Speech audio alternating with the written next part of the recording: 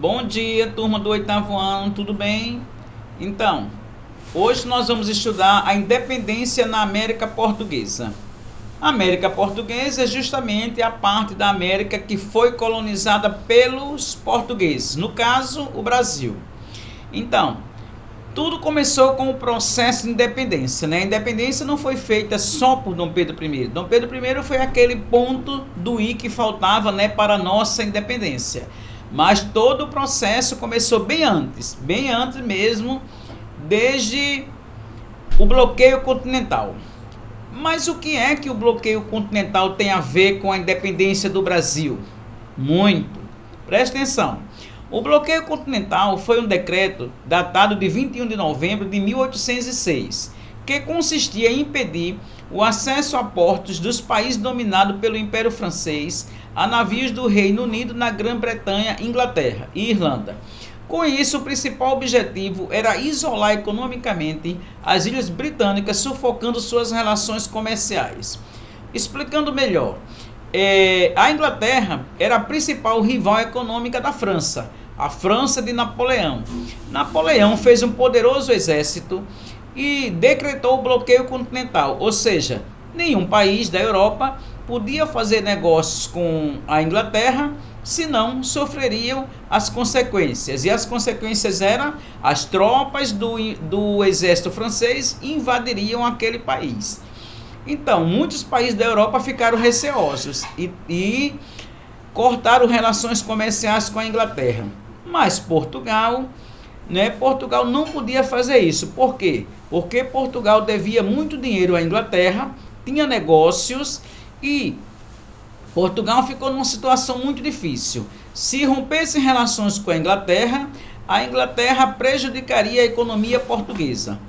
Mas se ele não rompesse, as tropas de Napoleão invadiriam Portugal. Foi o que aconteceu. Por causa disso, Dom João VI, que era o príncipe regente de Portugal, pegou a família real, junto com alguns nobres, e fugiu para o Brasil. E aí começa a história da nossa independência. Então, a vinda da família real para o Brasil. Dom João, escoltado pela Marinha Inglesa, chegou ao Brasil em janeiro de 1808, em Porto Seguro, onde hoje é a Bahia. Quando ele chegou aqui, ele passou um tempo, na Bahia, mas em março ele foi para o Rio de Janeiro. Mas ele teve que tomar algumas medidas.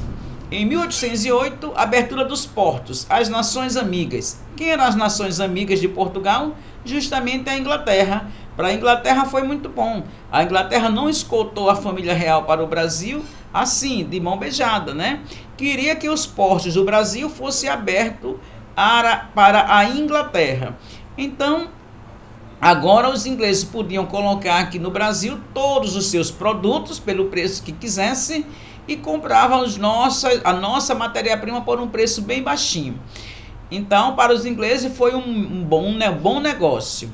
Em 1810, o Tratado de Comércio, de Navegação e Amizade, ou seja, a amizade era justamente com os ingleses, e isso significava que o comércio só podia ser feito por navios da Marinha Inglesa. Então era mais uma forma de os ingleses tirar dinheiro de Portugal e do Brasil ao mesmo tempo. Revogação do alvará que proibia manufaturas na colônia. Dona Maria I, que era rainha de Portugal, mãe de Dom João VI, ela proibiu que o Brasil, por ser uma colônia, não pudesse ter nenhum tipo de indústria. Então, quando Dom João chegou aqui, revogou esse tratado, e aí o Brasil pôde então ter as suas primeiras fabriquetas, de fundo de quintal, mas já era alguma coisa. Infraestrutura, tribunais, imprensa, Banco do Brasil, escolas superiores. Então, Dom João deu uma melhorada no ambiente. Como ele decidiu ficar aqui durante muito tempo, então ele deu uma melhorada, vamos dizer assim, no ambiente em que o Brasil se encontrava na época. Então criou tribunais, criou a imprensa régia, criou o Banco do Brasil, que é esse mesmo que nós temos até hoje, foi criado em 1808. duas escolas superiores, uma no Rio de Janeiro e a escola de medicina também na Bahia.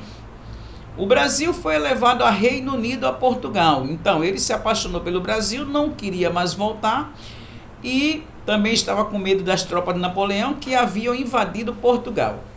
Então, ele elevou o Brasil a Reino Unido, a Portugal, para que o Brasil deixasse de ser colônia, e a intenção dele era trazer a família, trazer a corte para cá, e aqui também ser a sede do governo português. Também teve o protecionismo para os comerciantes portugueses. Então, todo comerciante português que já estava instalados no Brasil, houve uma certa proteção por parte do governo de Dom João VI. E novos impostos, é claro, né? Porque como é que ele ia sustentar todos esses desmandos no Brasil, que era um país altamente agrário, se não cobrasse imposto de um povo que já era sofrido, né? Resumo: início do processo de independência do Brasil. Começou assim com a chegada de Dom João VI aqui no Brasil. Então, em 1808, o Rio de Janeiro passou a ser a capital do Império Português, porque mesmo Dona Maria I, né, que era a mãe dele, ainda estando em Portugal, ela já estava assim um tanto quanto deficiente da saúde e já não mandava tanto. Então ele passou a mandar no Brasil e em Portugal, diretamente aqui do Rio de Janeiro. Aí uma das criações de Dom João quando esteve aqui. Isso aí é a Biblioteca Real, né, do Rio de Janeiro, que até hoje está lá, né, um prédio belíssimo. E aqui o Jardim Botânico, onde ele mandou trazer sementes da Europa, né, que se adaptasse ao clima tropical do Brasil, e plantou as grandes palmeiras, remédios medicinais no Jardim Botânico, que até hoje também ainda está lá no Rio de Janeiro. De colônia, o Brasil passou a ser Reino Unido a Portugal. Em 1815, o Brasil é elevado à categoria de Reino Unido a Portugal e Algarves. Algarves é uma região de Portugal, né, onde viveu muito tempo Dom João VI e lá a família dele. Influência da missão artística francesa. Então, Dom João viu que aqui no Brasil, ele achou que não havia assim uma cultura mais refinada. Por isso mandou vir artistas franceses para cá, para trazer um pouco de cultura. Então, ele começou uma série de reformas administrativas, socioeconômicas, e para isso também precisava que o Brasil se tornasse um pouco, entre aspas, mais civilizado, se livrando um pouco daquela selvageria que era antes da chegada dos europeus. Pelo menos é o que eles pensavam. Um dos poucos conflitos que aconteceu no governo Dom João aqui no Brasil foi a Revolução Pernambucana. O Nordeste ficou esquecido, né, das melhorias feitas pelo governo imperial e a cobrança de impostos vinha. Então o Nordeste pagava muito imposto, mas não tinha nenhuma melhoria. Por isso Pernambuco resolveu fazer uma revolução, ajudado por outros estados, como Paraíba, Alagoas, né, todos esses estados que fazem hoje o Nordeste, para se separar do Brasil e formar uma república. É claro que isso não foi muito além, porque quando soube da revolta, o governo imperial mandou tropas do exército para sufocar o movimento.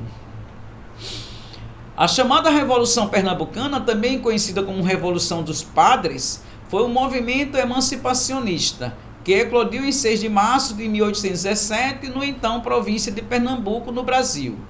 Dentre as suas causas destaca-se a crise econômica regional, o absolutismo monárquico português e a influência das ideias iluministas, propagada pelas sociedades maçônicas, mas, como eu disse, não foi muito além porque foi sufocado.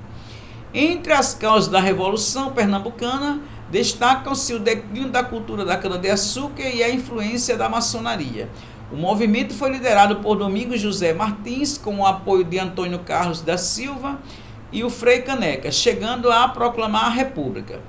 Os rebeldes conseguiram conquistar Pernambuco, instalaram um governo provisório que deveria abolir alguns impostos e elaborar uma constituição que estabelecesse a liberdade religiosa e de imprensa, bem como a igualdade de todos perante a lei. Dom João VI apressou-se em enviar tropas para combater os rebeldes e após 2 meses as tropas sufocaram o movimento e os líderes foram condenados. Frei Caneca foi condenado à morte por fuzilamento, que era um dos líderes do movimento, mas os soldados não quiseram, os soldados que estavam aqui no Brasil não quiseram fuzilá-lo, porque naquela época se dizia que se matasse um religioso seria amaldiçoado para o resto da vida. Mas aí Dom João mandou trazer soldados de Portugal e eles acabaram fuzilando o Frei Caneca. Bom, Dom João já estava adaptado ao Brasil, gostava do colorido das aves, gostava das árvores maravilhosas, do clima, gostava de tudo. Não queria mais voltar para Portugal, mas aí a sua mãe havia morrido em Portugal e ele se viu obrigado a voltar para Portugal. Ele não queria, mas foi obrigado por causa de uma lei que existia em Portugal, que ele deveria voltar para Portugal. E os portugueses, a elite portuguesa, queria que ele voltasse para que o Brasil voltasse a ser colônia, já que o Brasil estava rumo à sua independência, porque agora já era Reino Unido a Portugal. Essa ideologia ganhou espaço durante a ausência da família real, já que tanto os ingleses como franceses, cujas tropas disputavam o território português, representavam tendências contrárias ao regime ainda vigente em Portugal. Após a expulsão dos invasores franceses, Portugal passou a ser administrado por um general inglês, Beresford. Na prática, porém, ele atuava como administrador absoluto, subordinado apenas formalmente ao rei. Então, Dom João teve que voltar para Portugal, mesmo contra sua vontade. Antes de ir embora, ele disse para o seu filho, Dom Pedro, que ele fizesse a independência do Brasil, antes que outra pessoa fizesse e ele se tornasse o imperador. Mas aí, as tropas portuguesas, a elite portuguesa, estavam forçando Dom Pedro também a voltar a Portugal, para que o Brasil voltasse a ser colônia. Mas o povo brasileiro via em Dom Pedro a esperança de que o Brasil ficasse independente e não voltasse nunca mais a ser colônia e explorado pelo povo português. Foi aí que o povo fez um abaixo-assinado com mais de 8.000 assinaturas exigindo a permanência de Dom Pedro no Brasil. Então Dom Pedro chegou no dia 9 de janeiro de 1822 na sacada do seu palácio e disse a frase que ficou na história, gente? Como é para o bem de todos e felicidade geral da nação, estou pronto. Diga ao povo que fico. E esse dia ficou conhecido como o Dia do Fico na história do Brasil. Aí ele mais uma vez falando, aquilo que a gente ouve sempre. Se é para o bem de todos e felicidade geral da nação, blá blá blá. Então, diga ao povo que fico.